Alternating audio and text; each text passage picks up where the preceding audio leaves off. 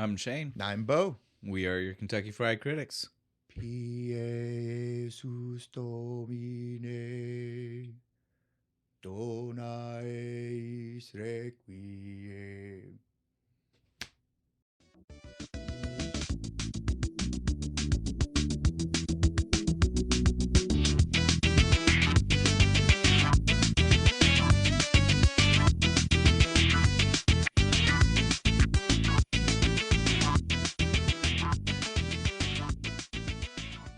That's not the biggest clue in the world as to what we're doing. It's time for the Holy Hand Grenade. The Holy Hand Grenade of Antioch.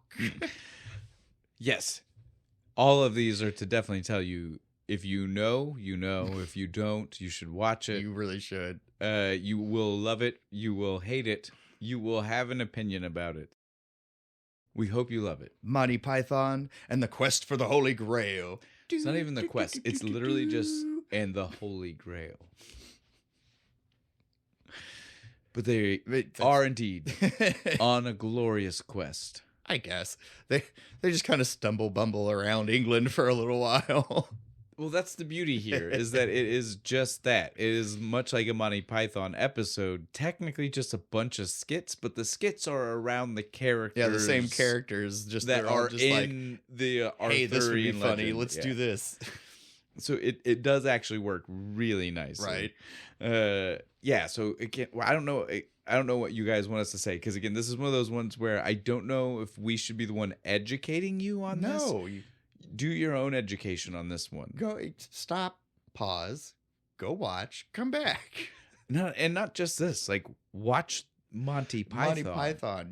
Watch their I think catalog. most of it is on Tubi. You can watch damn near all of it. Sure, you can find all kinds of it. Again, because these guys are, I mean, they're connected. Prolific. They've done stuff, all of them.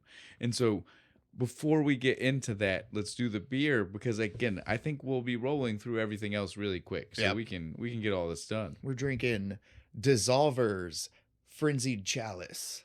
It's got a nice Holy Grail on the can, just going, oh. And I think we may have forgot to say last week, but definitely we need to say now, Coffee Pilsner. Yeah, Coffee Pilsner. Which I love that as a description. Yeah. I was excited all week. No, I was expecting darker. Yeah, we I were was like, what color is it going to be? I was expecting a little bit more coffee flavor. Yeah. All of that to say, it's not bad. I'm not trying to tell you it's bad. It doesn't taste like just a Pilsner, though. There's something else in here. It doesn't taste like coffee, but it tastes good. Right. I like it. I do too. I enjoy it. But I was anticipating a little bit stronger of a coffee flavor. I thought it would be like more like an amber color. And not just like watered down, like watered down coffee. I wanted some kind. There's no bitter. There's no this. There's no nothing. There's no. I don't know. I want to know what makes it coffee. As Bo said, maybe we're just not sophisticated enough. I don't know. My hillbilly redneck palate just don't process things like that. Well, and again, we like it. It just doesn't. I don't pick up coffee. I'm not a sommelier. Or whatever the beer. No, it's different for beer. Or whatever the beer equivalent is. There is one for beer. I just don't remember what the name is. Beerman. It's good enough for me. Marshall Beerman. They got like a I feel like that nobody at that caliber would be okay with that, but I would be cool if somebody started saying that's what we are. That's what we are. We're beermen. Fuck yeah. Hail the beermen. Cheers. To all of us out here. So now let's go ahead though. Let's roll into everything, because like I said, this is going to be a fun episode because it's going to be a little bit different. And I feel like for Monty Python, it feels very different too, right? It feels very appropriate. So let's just go ahead. We can sum up everything by basically just saying Monty Python. There you go. Between writers, actors, directors, it is Monty Python. Python. Sound guys, they're popping popcorn at the premiere. Like these guys do all of the fucking John Cleese back there, goddamn, just sewing costumes, you know. And so they are an acting troupe. They had worked together. They met on on different shows in England before they did Monty Python. Yeah. But that's when they all decided to work together and make this troupe and do this thing that is Monty Python. And so I'll go run down everybody, and then I'll just go back and tell you who the directors were, because again, everybody is a part of everything else. Yeah. but they are special because they also directed. And everybody plays multiple characters. Way too many. And that's some of them even are just background guys. I've got some of that. So I've got that. Wait. Awesome. I don't have everybody because again, it would take us too long to do that. But done. But I have a couple. I got nods to some of the information about that. But so yeah, so all of our Monty Python, we're just going to start from the top and go down the list real quick, and in no particular order before anybody. Yeah, this isn't a ranking of best Pythonite.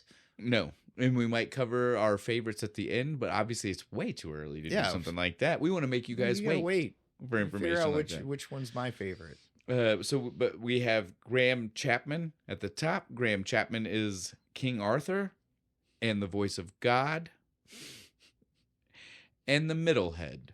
And if you know, you know. And one of the door guards. Yeah. Well, he's all over. Again, they're all and one all of the villagers.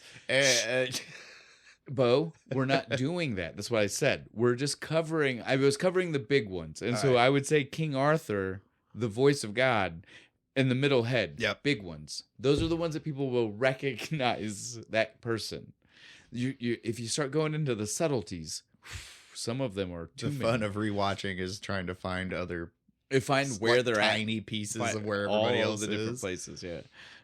Then we have John Cleese. John Cleese is Sir Lancelot or Lancelot. Lancelot. It's funny. I know you watch it with captioning like I do. Did you notice that it would spell it both ways throughout the movie? It would be Lancelot throughout the movie. Yep.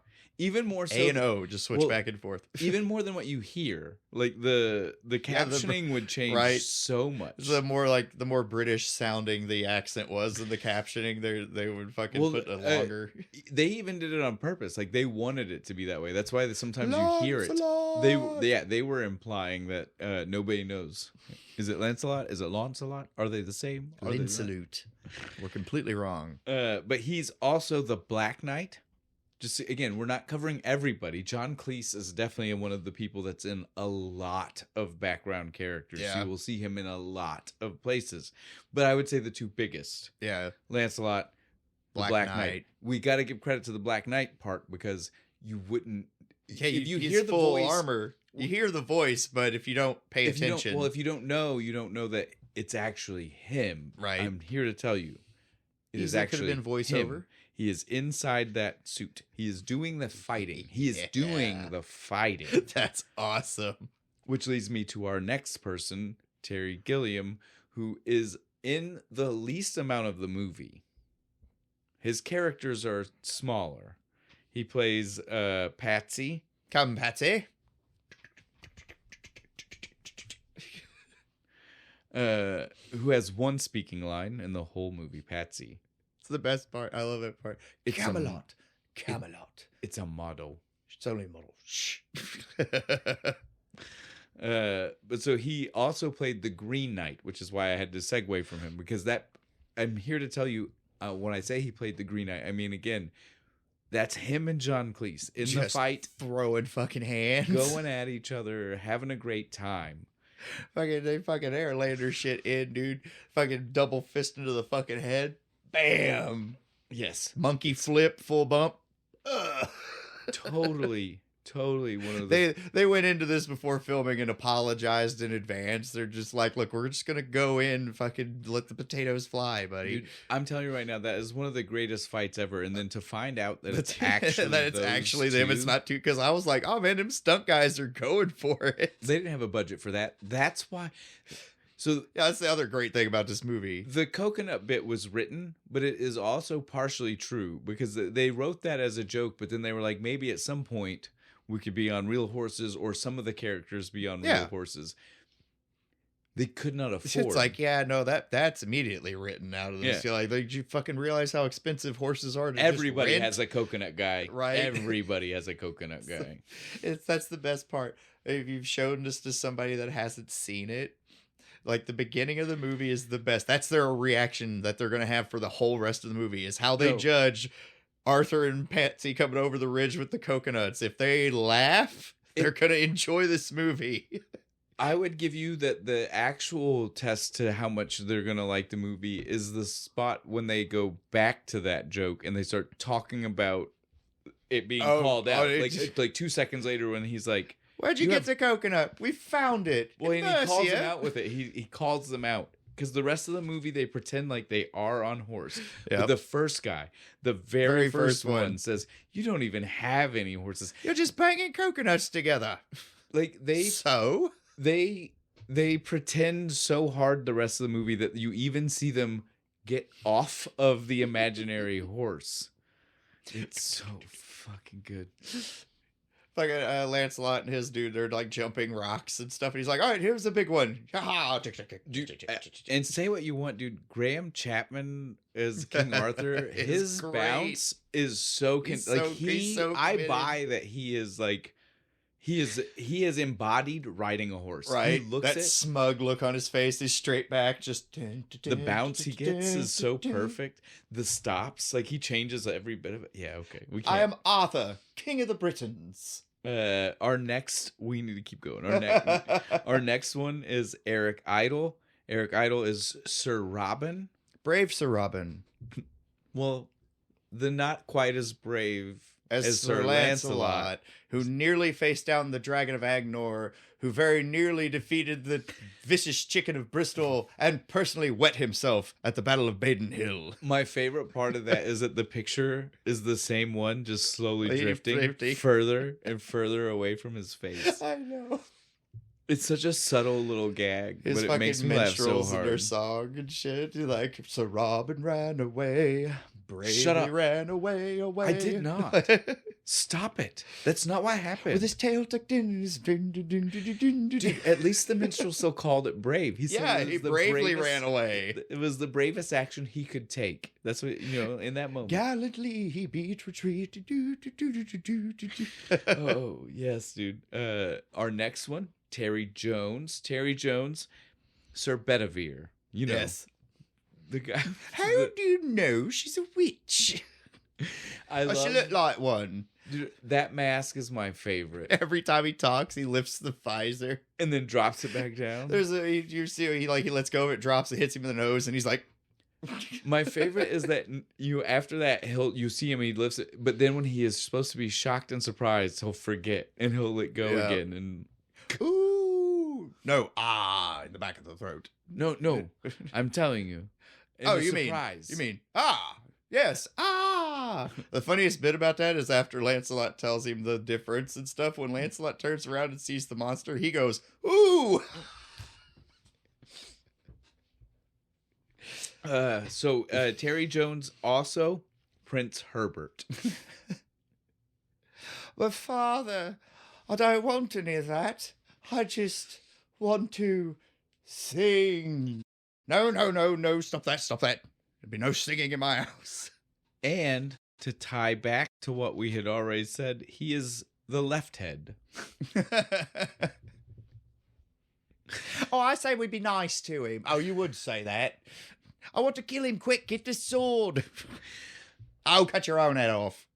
Which leads to the last member of Monty Python, Michael Palin. Michael Palin is the guy who is too many to list. Yes. When you talk about everybody being multiple people, I want to say his count is like 15. There's a drinking game. Every time you see him drink. He is everywhere. So again, this is why I said we can't list everybody's, because it wouldn't be fair, because I'm not going to write down 15. 15 fucking characters he plays. But so his big ones, Sir Galahad. The Chaste. The Narrator. Oh, really? I didn't know he was the narrator. Yes, he's the narrator. And the right head. The right head, of course. The one that wants to cut everybody's fucking head off. Also. Right? Yes. Okay. I think. Don't give me... You're stage left or stage right? You're making me... I didn't pay attention. He is also, though, notably hidden, but the leader of the Knights of Ni. Yeah. The Say Ni. We are the knights who say Ni. We are the keeper of the sacred words. Ni, bang, and Ni, whoop. I can do this all day, dude. I can quote this movie all day. We got to get through it. So let me get to the directors and then we'll be there. Okay. Because the directors, like I said, we've already mentioned their names. Yeah, I'm just going to tell you which two ones those were. Yeah. Pause real quick in the comments. Guess. It was the Terrys. How funny is that? Again, Terry 1, Terry 2. the story is, again, the two of them are the two that wanted to do maybe directorial work the most out of the whole group anyway. Yeah.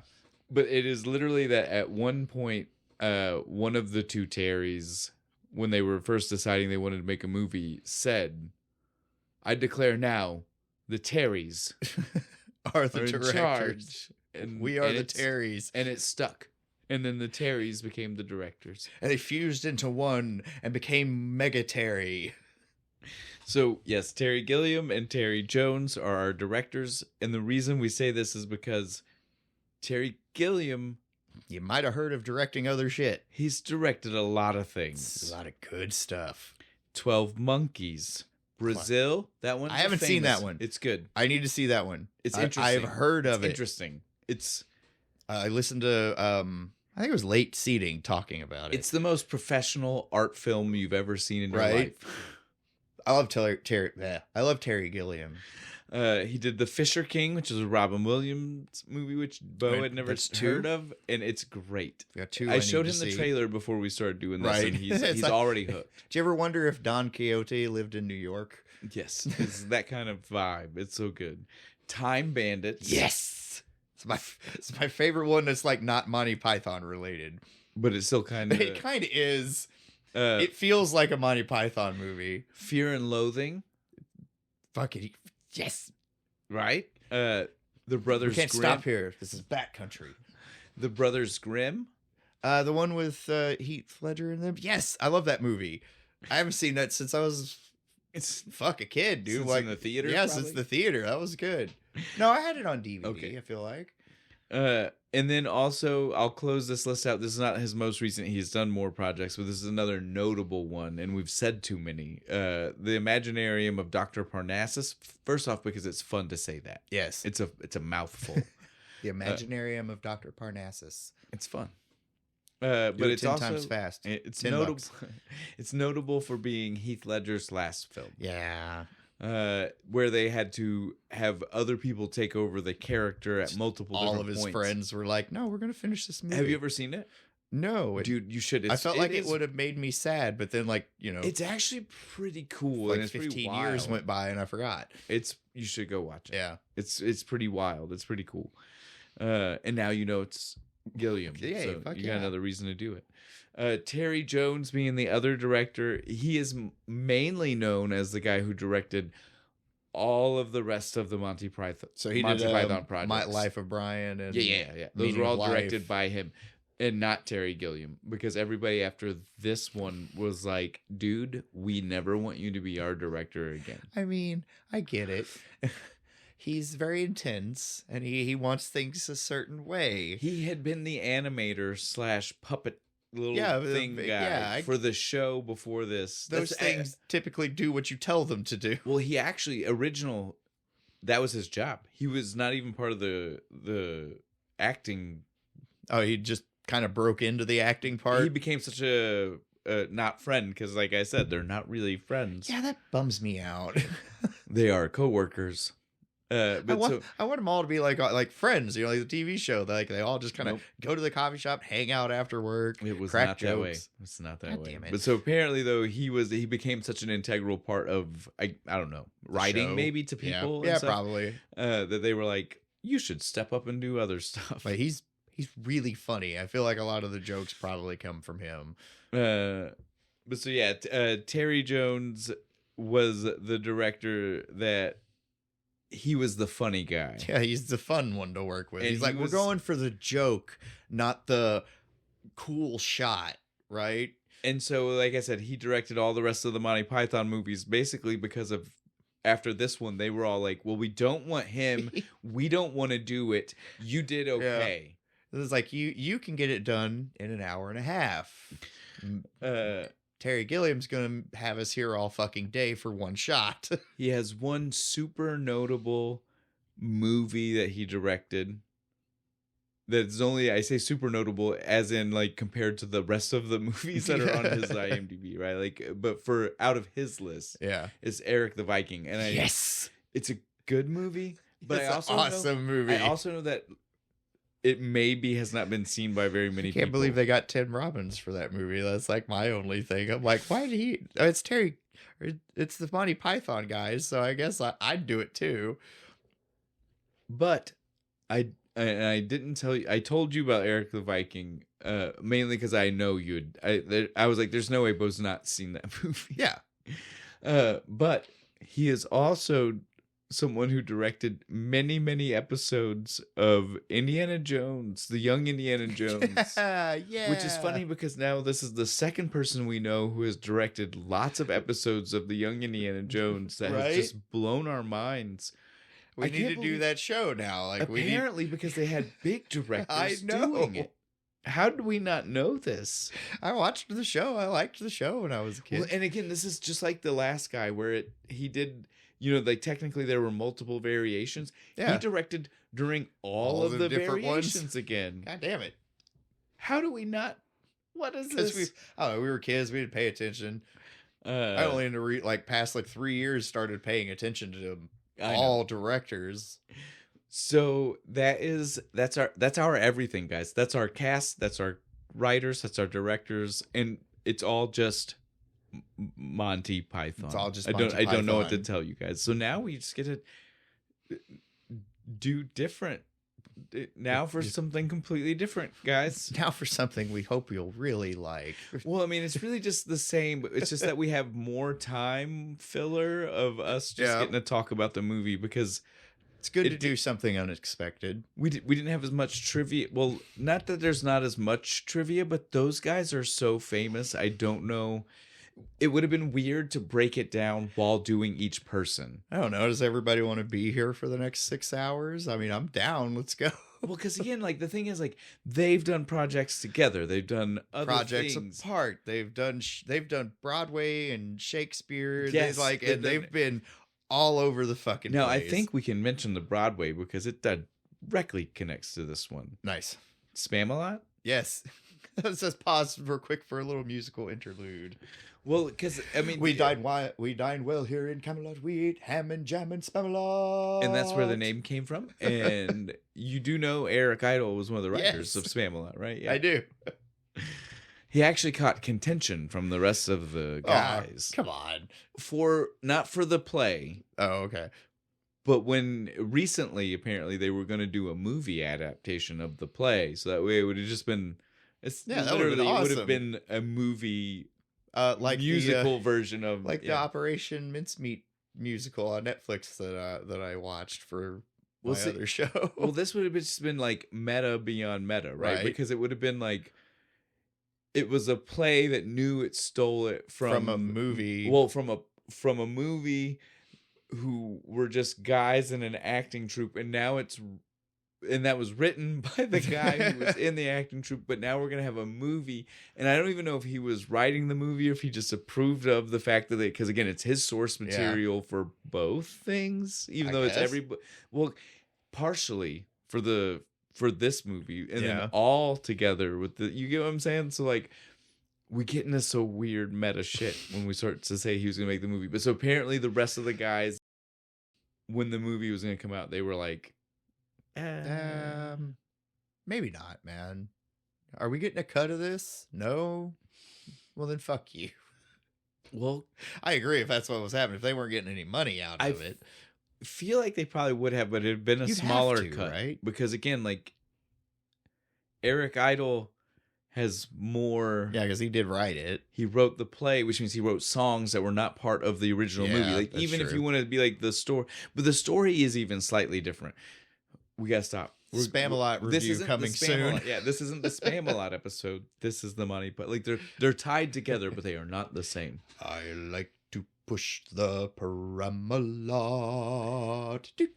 Back to this movie. That's my favorite line. That's my favorite line in the song from the movie. No, on second thought, let's not go to Camelot. It is a silly place. My favorite part about the fact that that's what happened for that scene is the fact that they downplay so much That's where they've been talking about the whole movie. Time. Come, join me in my court at Camelot. You, good Sir Knight, you have earned the right to join my court at Camelot and my Knights of the Round Table. It's like the whole first 30 minutes of the movie. My point is, he already knew that's what the people were like. Those are the people he chose before choosing the people the quest for the Holy Grail doesn't even happen until he has all of his knights and they run into the cartoon god in the sky.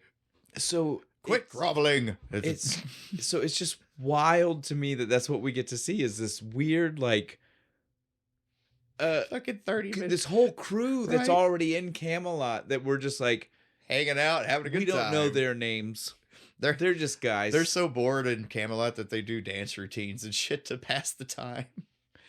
It's the song makes it. Yeah. No, my favorite part of the song is when it cuts to the dude in the dungeon hanging on the wall and he's still vibing. He's just like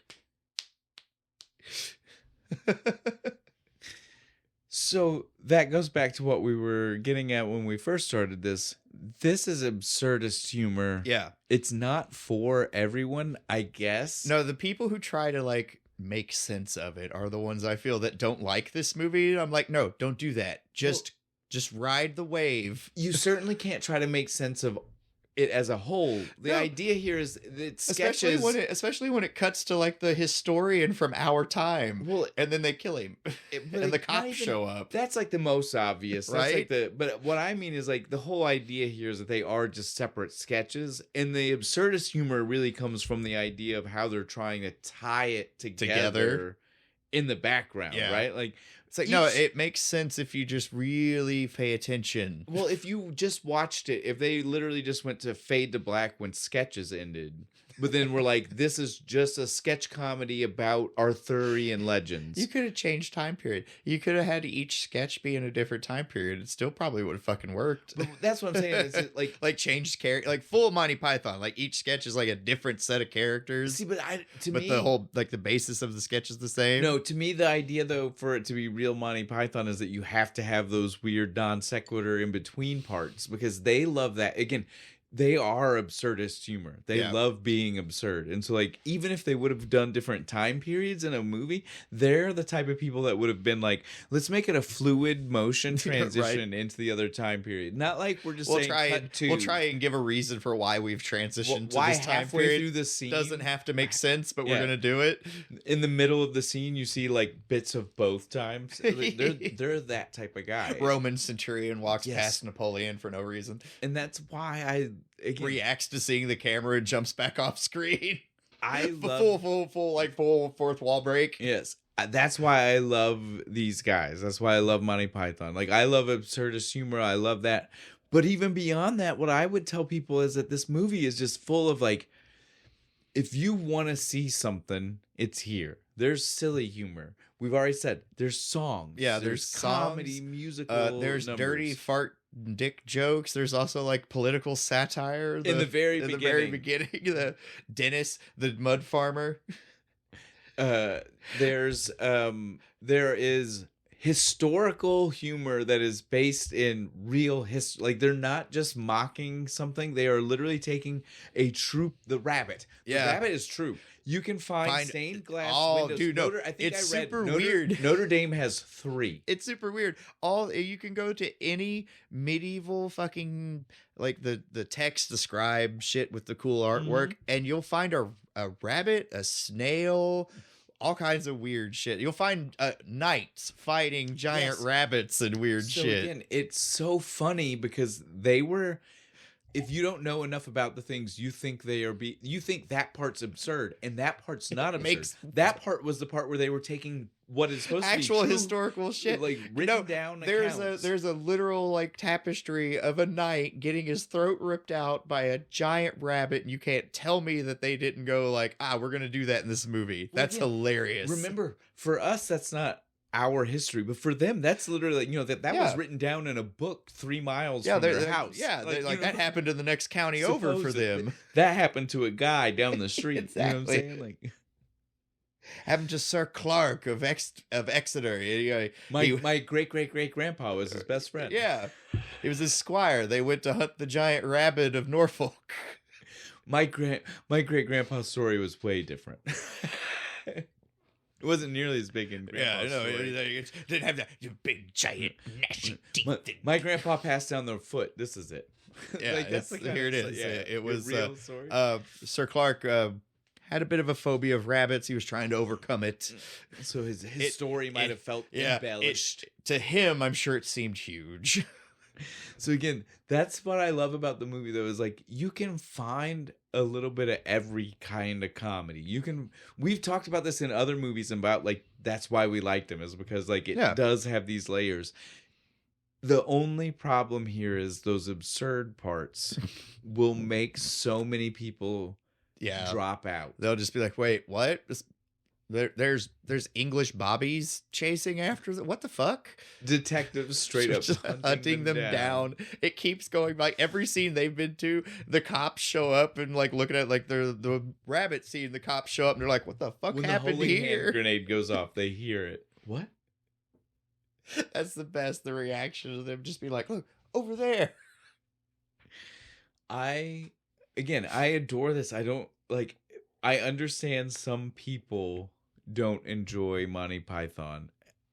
And again, I'm not one of those. My sister, she doesn't get it. I don't. But unlike some people, I don't care. I don't either. All I'm going to say is if you enjoy it, you're my type of people. It amuses me more when I watch it with a person that doesn't get it, because it cracks me up, the just confused look on their face. They'll like watch something happen, they'll turn, they'll look at you, and then you're just like, yeah, it's fucking great, right? And they're just like, you're sitting there like Wayne and Wayne's World, 2 thumbs up, zang. You're like, I love it, it's great. I get it, dude. I understand, because I don't know, man. Some people just do stuff for money. That's just sad. I get it. I think it's like the third time this month we've referenced Wayne's World. You got to stop doing the bit every time. Until somebody fucking pay me, and I'll stop doing the Wayne's World bit. But so, yeah, this is one of those movies. So again, like, there are some movies where I tell you, like, when you tell me that you don't like it, I get mad. And I'm like, you're wrong. This one, I'm like, yeah, okay. This one, I still think you're wrong, but I also I'm not mad understand about it. the opinion. I'm like, yeah, I understand that you don't. You don't laugh the way I laugh, and that's fine. And it's fine. I still think you're wrong. It's the people who get mad about it that Those piss are the me people off. that I get upset. The ones who are like, this is fucking stupid. I can't believe you would think this is funny. The people who want to give you a 20-minute dissertation about why they think it's not funny. Yeah. And you're just like, dude, it's not that deep. But I'm over here, I'm like, yeah, but a 5-ounce bird can't carry a 1-pound coconut. It's true. It just can't happen. Mathematically, the airspeed velocity of a unladen swallow will not fucking do it. European or African? Oh, well, yeah, African swallows, surely, but they're not migratory. Do you think maybe if 2 of them did it together? What, like put it between a line? How are they going to do that?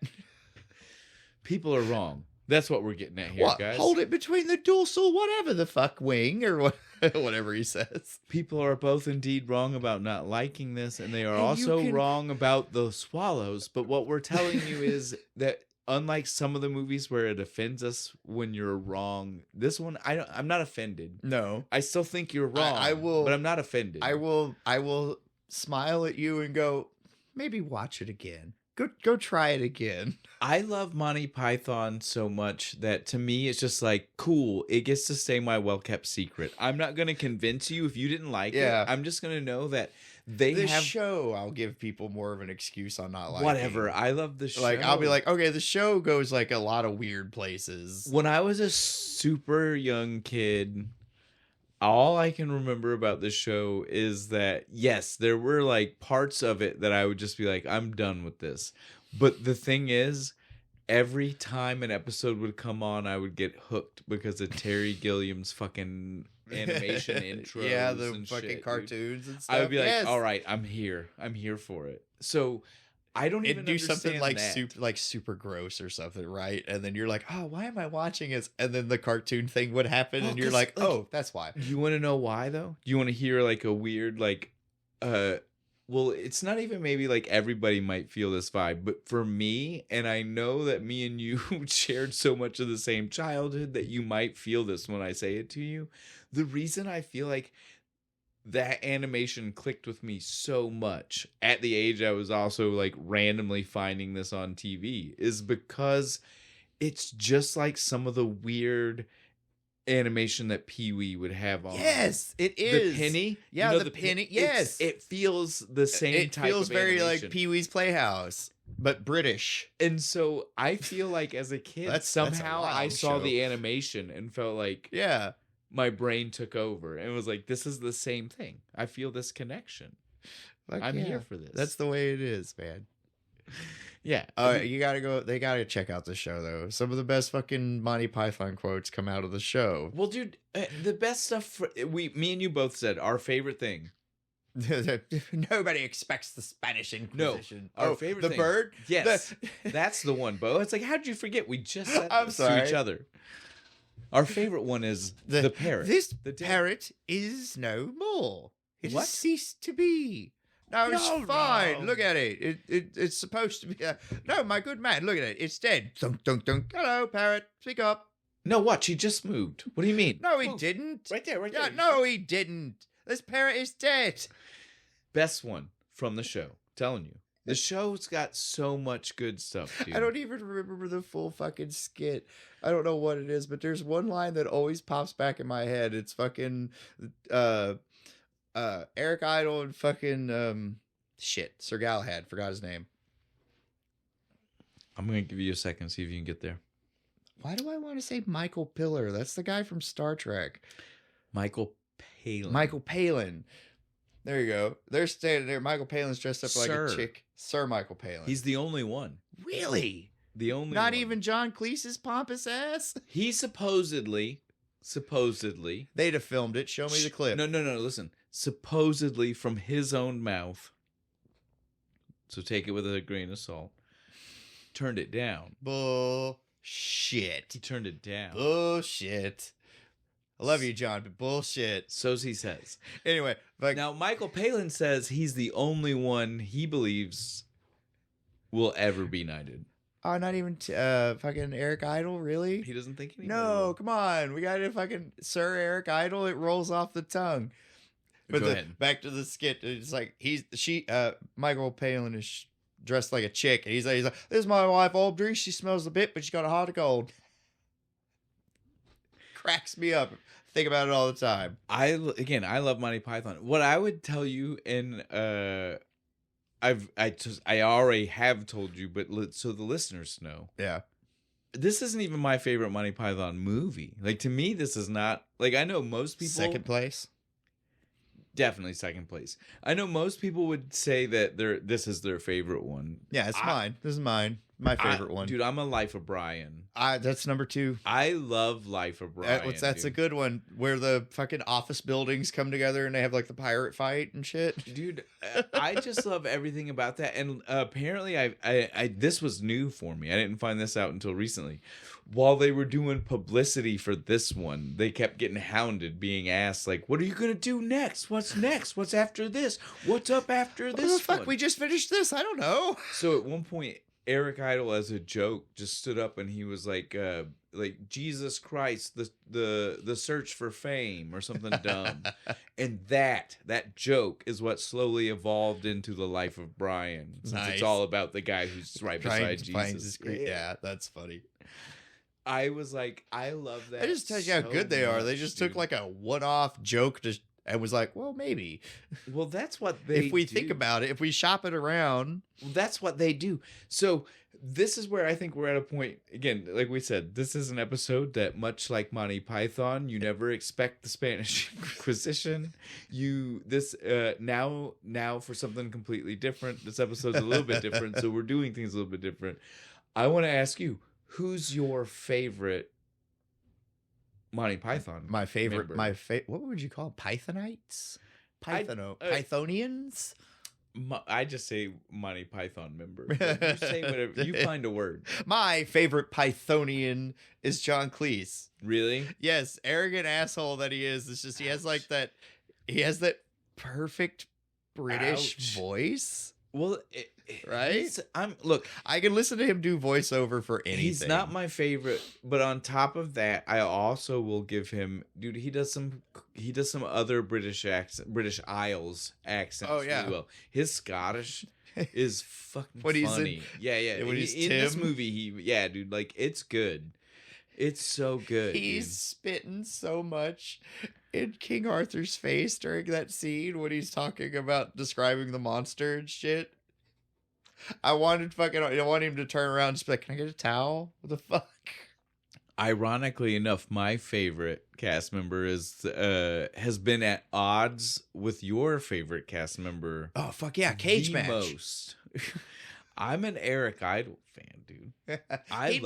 He'd be my second favorite. It's funny. I would probably swap those. You would even though probably they turn have them a around? problem with each other. Yeah, dude. Like mine So we're is both down for the cage match. Mine Awesome. is the exact opposite of yours. Yeah, mine is 1 and 2. Eric Idle, then John Cleese. But yeah, dude, I love Eric Idle, and again, for one specific, like I like a lot of his other projects, but one project in particular, and I already told you about this, and I can't wait. We're gonna find something to do this with. Nice.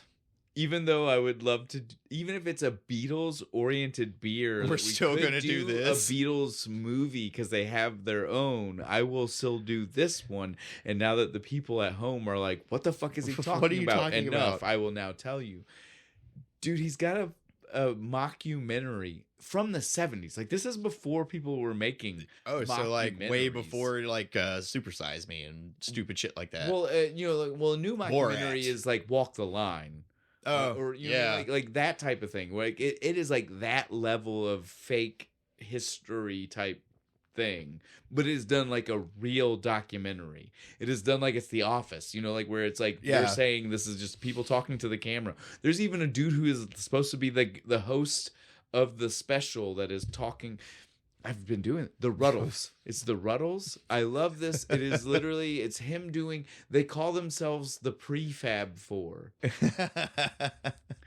And it's an extension from he did a show for a while that was called like the Rutland Area News, and it was or something weird like that, but it was a fake show that was supposed to be news from this area called Rutland, and it was a fake fake news from a fake land, and it was like them just making fun of like this generic idea of a place, right? The Rutland military has declared war on the North Pole. Well, so they just took it and said the Beatles were from that place, the Ruddles. The Ruddles. And so like it's just like an extension of this weird show that he was on. And now it's all about these characters. And dude, it is so funny. He goes through every era. You see the hippie era. I was gonna say, did we get like the cool trippy, like when they went to India and started doing acid? There's a fake. My favorite Beatles era. There's so you know the joke with well, not the joke. The thing that happened with the Beatles is that John Lennon said the Beatles were bigger than Jesus, right? Yeah. In the Ruddles, the fake thing that he makes fun of that real thing with is that one of the members says that they are better than sliced bread. I've seen that clip, and people seen outraged, and everybody starts like burning their albums and stuff. I've seen that. It's like 15 seconds of this movie. Dude, Yay! You should watch. Dude, this is what makes me love Eric Idle because he's the writer. He's this was his baby. I love it so much. Maybe it's because he's talking to the interviewer. I'm such a big Beatles fan. We're bigger fan. than sliced bread, and then immediately it cuts over to like in the news guy be like, people are outraged, and and then it cuts to the people burning the fucking. Dude, the movie is so good, dude. They cover every part of the rise and fall of the Beatles. It's so. Does one of them date a weird avant-garde fucking artisty chick? Everything. They have their own Yoko. Everything happens. Say what you want. There are she has a song, has a sick fucking bass line in it. Well, it's I mean, it's like 1970. Everybody's gonna hit right sooner. Yeah, I was like, say what you want. That's some sick bass. Was John the producer at that point? Probably. Okay. That's why I'll have to go look. I feel like he might have been. So it might have been his call. Yeah, that probably. was the sick bass line. He probably called Paul. Hey, Paul, come No, play no. this bass lick Not at for that me. point. Not at that Oh, point. yeah, probably not, yeah. That would have been huge news. That would have been huge news. I don't know. We're getting a little off. Now we're tangent. talking about the Beatles. It's because I told you. What's your favorite Beatles movie? We can't do that. Can't do that right now? We'll save that. They'll know because it'll be the one we cover. How's that? there you That'll go. be the thing. That lets us know when it comes out that they paid attention to this one. Because they'll be like, man, I've been waiting a year for them to finally do this. He told me they were going to do that. All right. I think now, though, I do have one random piece of trivia that I've been saving. Trivia section. Well, not even like a full section, but I'll hit you with a few things. Nice. Because normally we pack these in like while we're talking about people, but I don't feel like separating out different Pythonians, whatever we agreed on. We agreed on. I like Pythonian. It sounds I'll Greek. go with that. But yeah, I didn't want to, I don't want to separate out anything. So I've been trying to save trivia because a lot of it kind of does separate them out. Yeah. This one is an everybody thing. This movie was highly funded by Pink Floyd, Led Zeppelin, and Genesis. That's awesome. That's not why I'm laughing. You said this movie was generously funded, and I was just like, by viewers like you, the old PBS fucking thing. I wish Sorry. if I could fund them another movie. Oh, I'd dude, I fund would them totally another throw movie. some money at another fucking Monty Python movie. Yeah, it is amazing to find out that these guys were These huge rock stars. paying to make sure this movie This got comedy made. movie about King Arthur. Well, they didn't even care about that. They Led Zeppelin they're all into like that like medieval stuff. That one makes a lot of sense. They were all here just for the fact that it was Monty Python. They didn't care. Oh, they didn't care about the King Arthur shit? They were here because they were like, I love Monty Python. Like they watched Flying Circus. They're and they pausing were the here. tour. Like, hang on. We'll get to the show in a minute, guys. Hang on. We got to go watch Flying Circus real quick. I don't know about the tour, but I definitely know that they used to pause everything else to make sure. Like rehearsals, practice. They would stop so that way they could be watching. Got a TV in the some fucking Monty rehearse Python. spot. They just turn it on. Oh, fucking dude, now you could interrupt the tour. You could be like, hang on. And you could probably just stream it on the fucking Jumbotron.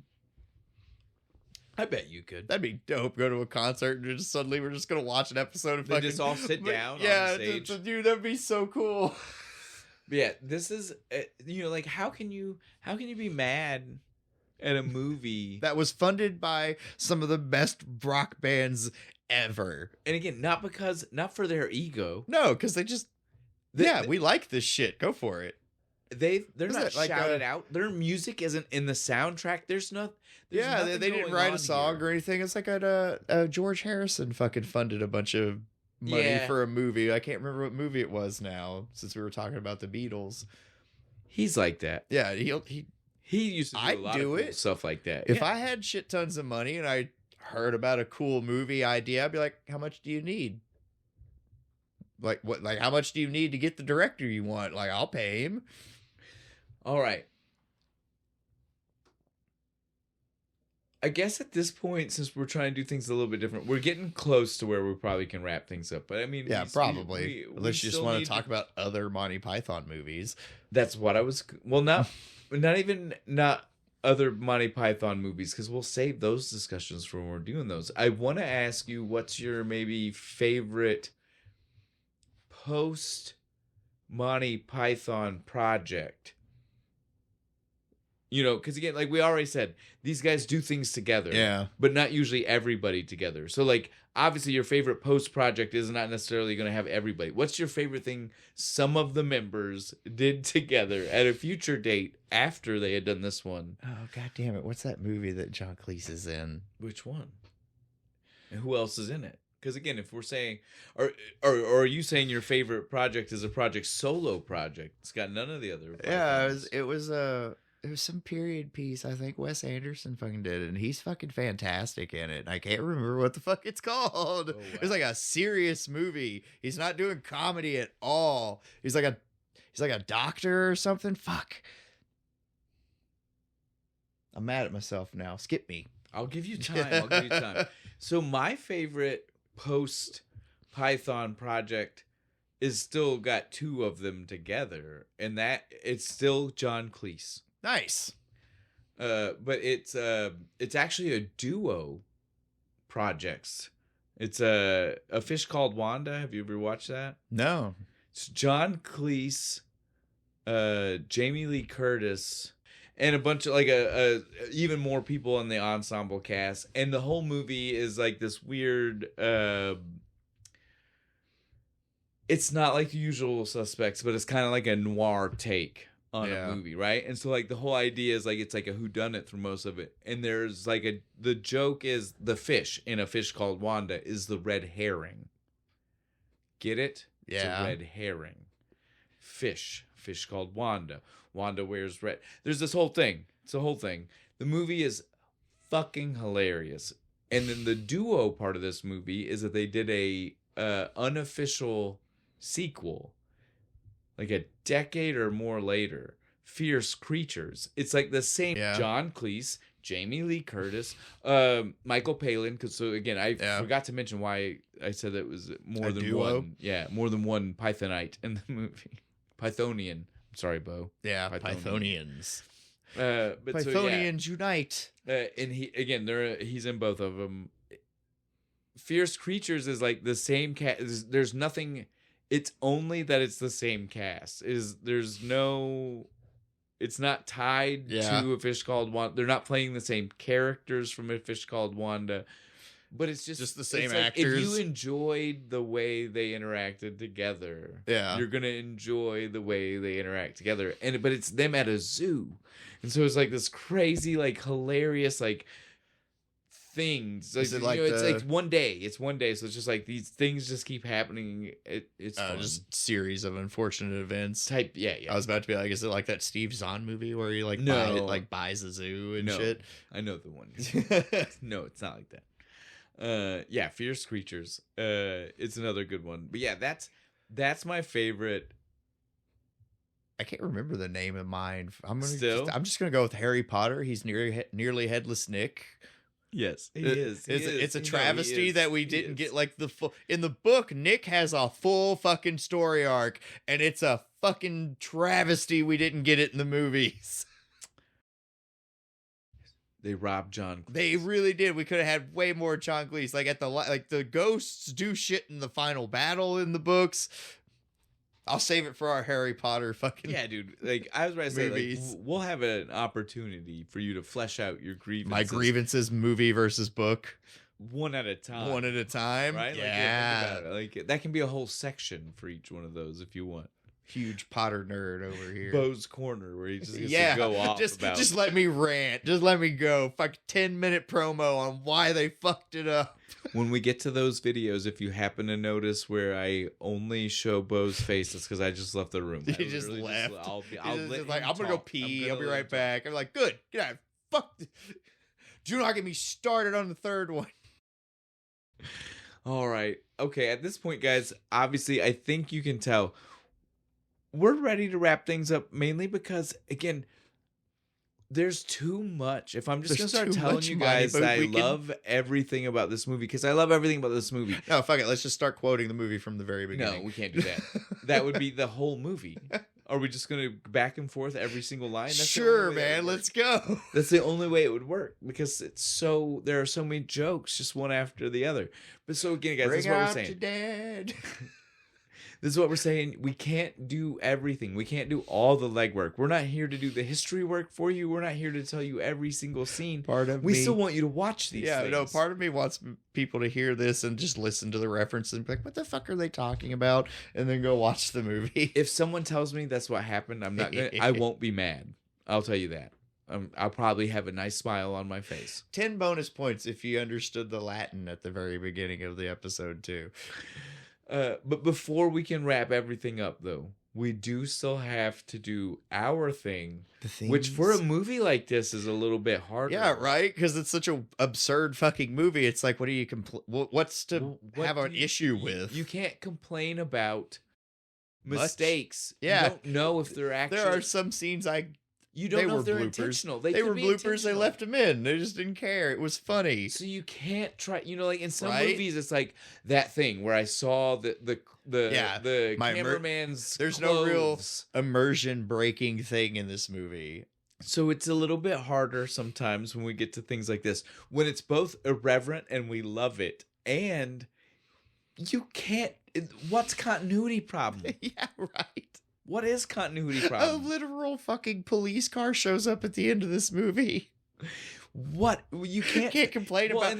There's a coffee cup in scene 3. The cop breaks fourth wall. He smacks the camera. That's how the movie ends. He pushes the camera guy down. Is he arresting the actor or King Arthur? You know what I'm saying? Right. We don't even know.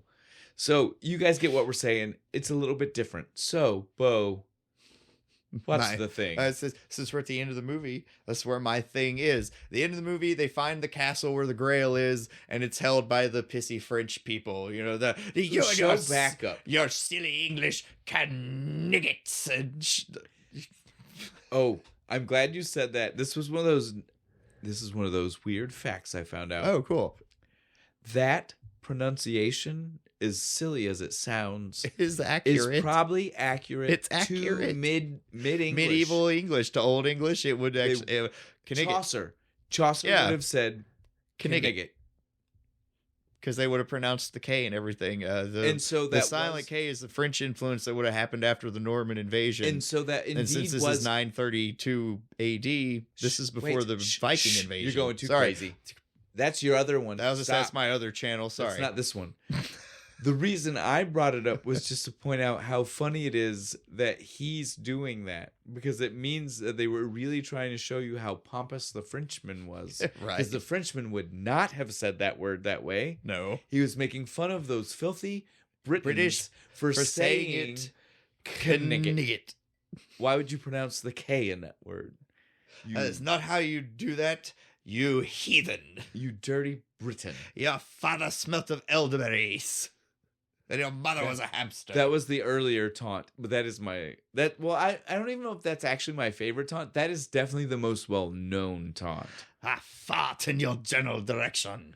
That is the taunt that I believe inspired Terrence and Phillip. Probably. Now that if you want to get there. Yeah, probably. Right? Tell me it doesn't feel like a very Canadian Terrence and Phillip moment.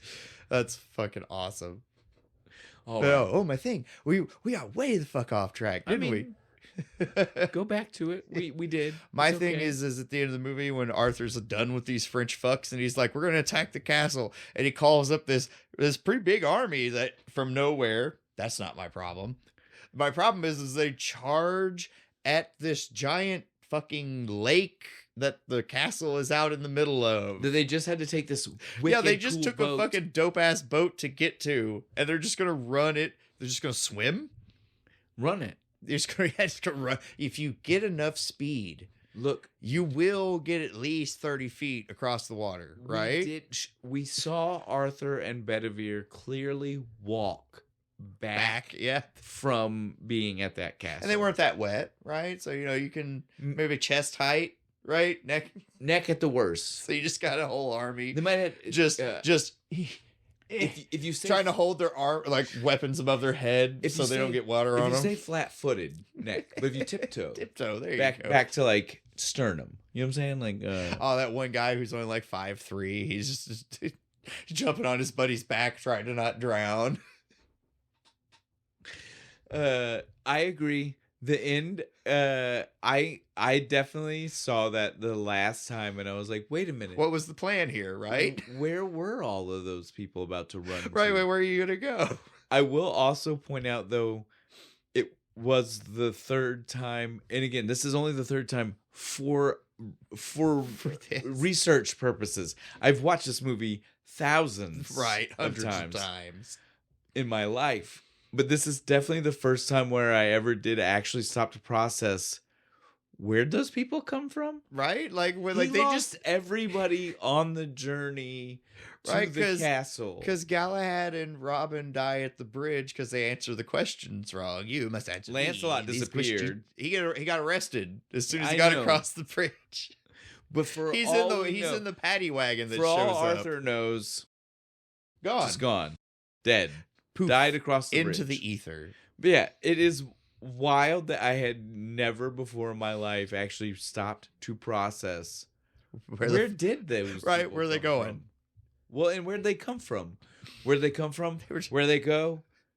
They were following him the whole time. Like Arthur's he's bitching about having knights, but he's got like 10,000 peasants with spears behind him. But we already know the peasants weren't with him. Yeah, that's the very right. First, help! I'm being repressed. Come see the violence and error in the system. See, right? That's what I'm on about. Do you see the repression? Do you see the repression? You saw him repressing me, eh? Like we said, bloody peasant. Like we said from the beginning, the movie is great. Even political commentary. Exactly. Light political commentary because it's talking about politics from 600 years ago or more ago. But still there. It's got something for fucking everybody. That's what I'm telling you. If you've ever watched this and you've been like what Bo said in the beginning and you had that vibe of like, it's too weird right away. Maybe try to go in with that lens that we said. Yeah.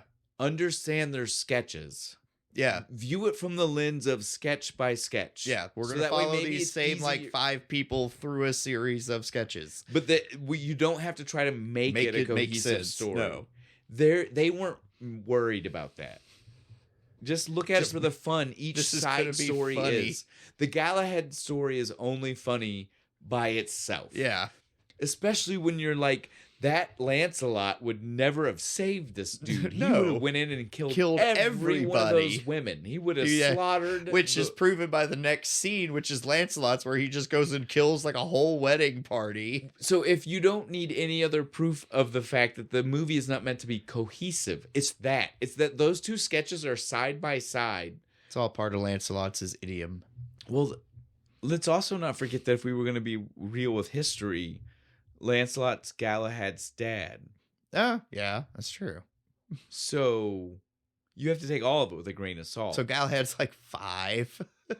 And Lancelot would have saved him because it was definitely his son. You don't need to be messing with these horny bitches right now. You're too young.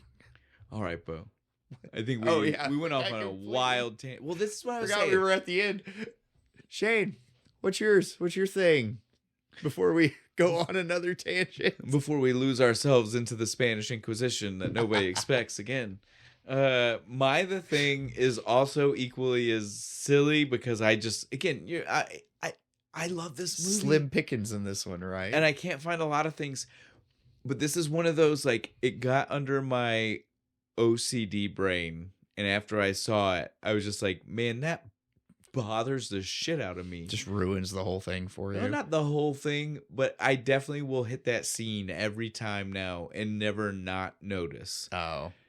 When they talk to the knights who say knee, they discover that there's a special word, a hidden word. Yeah, don't say the word you don't say. We don't say that word. It. Oh, no, he said it. I said it. Oh, I said it again. I love the joke. The joke is funny. The guy says it himself. Right. But my problem is that if you're actually paying attention, not only does Arthur say it before he reacts the time where he freaks out. Yeah. He says the word it. He does. Totally nonchalant. What he's telling him to, we want another shrubbery. He says you can put it over next to the other one. We need it to be close to this one. It will be great there, and we will make a path between the two. Yep. Fuck, he does, doesn't he? God damn it. OCD Oh, brain. immersion broken. This is the worst movie ever. I mean, certainly not. But it does make maybe the joke of where he finally says it and freaks out. Maybe it's only when he notices it. But everybody else, they freaked out. They also should have the other fucking the Knights of Say should have been like, "Hey, you said it. Well, I said it. Oh no, he said it again." But in all fairness, they are now the knights formerly known as the Knights. They are now the Knights who say, "Icky, icky, bang, zoopa." Whatever the last little thing was. I love that there's it just kind of trails an extra off at sound the effect. end. Yeah. But again, captioning will tell you every single bit, even the part where he trails off, which is the part where I was like, it says like a wrongwa or something. It was really crazy. And I was like, that's so priceless, dude. Yeah, my thing is just... Yeah, no, you think that was on purpose, or you think they just missed it? They missed it. They missed it. This was a total fuck up. It was totally not meant to be there, and they missed it. It was missed. All right. New drinking game. Go back, listen to this episode. Every time we've said it, have a drink. You'll have liver poisoning by the end of it. Yeah. It one more. Enjoy your alcohol poisoning. To be equally as fair, because like I said, I don't really feel like I should have had a thing. I feel dirty. Yeah, I know. I feel like there's like, oh, so, how dare I pick on this movie? To wrap that up, to give us a really perfect bow to end the episode, to move on. Yeah, not that type. Not me. No, okay. B-O-W. Not the bow you hate. I am the perfect bow, damn it. But not the bow you hate either, though. Not B-O. Like B-O-W. Like the word. There we go. Yeah. So like we are still in okay territory. To wrap everything up nicely. There you go. Since that scene also, it does include the thing that I'm using as the thing. It also has some of it, I think, that is perfect, is the most perfect thing that you will ever see, which is the fact that, you know, like when we see the knee, right? Yeah. When they say knee to the peasant lady, she's startled every time, and they use You're saying knee to that old woman. They use it to scare her, and she gets scared by it. I'll never tell. Ah. My favorite part of the scene when they get back to the knights, though, is that Bedivere, who is in the part with the old lady and is totally normal but can't say knee correctly. He says new. If you pay attention to him when they go, not the first time, only the second time. When they go back the second time, every time they say knee and the second time they're back there, he jumps. He is now startled by knee, just like the peasant lady was startled. So he's got like a PTSD tick for the rest of his life. Anytime he somebody, I hurt my knee. Oh. It is one of those jokes where it's like, I don't know why they decided to make him now be affected by that. But if you see it... He felt so bad about kneeing that old woman. If you see it, you can't unsee it. Like, go back now. Watch that scene when they go back to the second time of talking to the knights. I have to watch it again. Yes, you will. I promise. At least one more time. Oh, no. All right. But I feel like that was a good way to tie it up. Because I didn't really want to have a thing. I didn't either. But just... Since first time I ever watched this movie, I was like, well, where the fuck are they going? All right, guys. You said we were going to do this movie, and I was like, I already got my thing. I don't have to watch it. We had a blast. We love Monty Python. I'm sure we will find ways to do the other ones. It will be a good time, just like this one, and we'll have even less time to do stuff at the beginning, so we will have to really flesh out those episodes. Oh, yeah. Because we've already covered to you who they most are. Of it. Well, we've covered to you who they are. Yeah. We won't have to talk about who Monty Python is. Our first 30-minute episode, if I could just breeze through it. Let's do all of them. We'll do Life of Brian. Dude, there's some... What's the other fucking one? But then we'd have to do like the reboot of the show when they went back, and then like we'd have to do so much. I'm not saying I'm against Summer it. I'm letting you know. Summer of Python. I'm letting you know I would be dedicated to doing the whole thing. That's an awful lot, man. It would be. All right, guys. Now that we're done, let's talk about this. Frenzied Chalice. I like it. I like it. I love it. It was great. I still, even now at the end, have to still say, never nary a note of beer. Not a bit. Not even a smidge of coffee. Not even like watered down coffee. I don't even know about... Barely tastes like a Pilsner. I don't know. I think it doesn't taste like a Pilsner. I feel like they don't know what to call this. They just picked something. This has a taste that I can't pinpoint, but I have tasted something like it in my life, and it's giving me like nostalgia waves without me being able to pinpoint where the feeling is from. But I promise you, it is not from coffee. Yeah. I don't know. It confuses me, but it's a good confusion. Yes, I like it. Yeah. I highly recommend it. Yeah. DSSOLVR presents Frenzied Chalice Coffee Pilsner. Look for the flaming goblet on the front. The flaming Grail? No, you gotta do it right. You gotta do like Tim. The Grail. Grail. You gotta roll that R with that fine Scottish accent. Gotta be Scrooge. Scrooge Yeah. McDuck. You gotta hit the... Or not even Scrooge, the other guy, his enemy guy. I can't remember his name. All right. Bo, what are we going to do next time? You want the beer or the movie? Why don't you go ahead and do both of them this time? Bo? Oh, you want me to do because you really like this movie. I do. We made a pivot, and I was the one who decided to make a pivot, but we got here, and I think you deserve all of this. Go ahead. I'll do the beer first. We're doing Simcoe Monster. I can't tell what kind it is. Does it say? Any IPA. I can see it from my side. Yep, IPA. Any IPA. Any IPA. A New England IPA. Oh, is that what that means? Yes. Okay, good. And we're going to be doing Little Monsters. You know, Howie Mandel. Fucking Howie Mandel. I broke my horn. Both Savages. God. Is Savage, it both of them? Savage the Elder and Savage the Younger. Yes. The Savage Eye. Playing brothers in the movie.